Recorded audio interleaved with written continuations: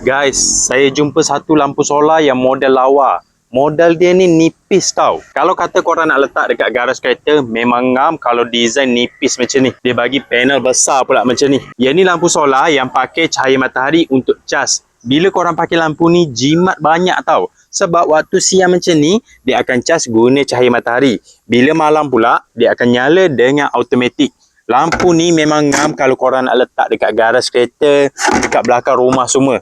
Pasang je lampu ni hari-hari, korang tak payah nak risau bil elektrik tinggi. Dia tak macam lampu biasa tau. Lampu solar macam ni memang jimat banyak. Kalau yang model ni tengok dia, memang nipis. LED pula dekat bahagian dalam banyak. Kalau korang tengok dia punya cahaya, terang tau. Saya cuba beli sebiji lampu ni. Bila sampai, saya terkejut tengok kualiti dia. Dalam nipis, body dia ni pula besi tau. Jadi bila body besi macam ni, dia boleh tahan lama. Kalau korang beli watt yang paling besar, korang dapat lampu saiz besar macam ni dan dapat panel saiz besar macam ni.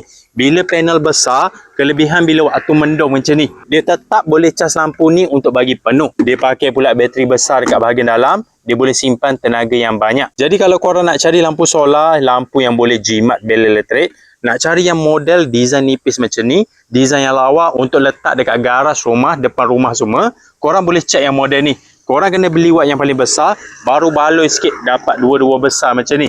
Lampu ni saya letak dekat beg kuning, korang boleh grab sekarang.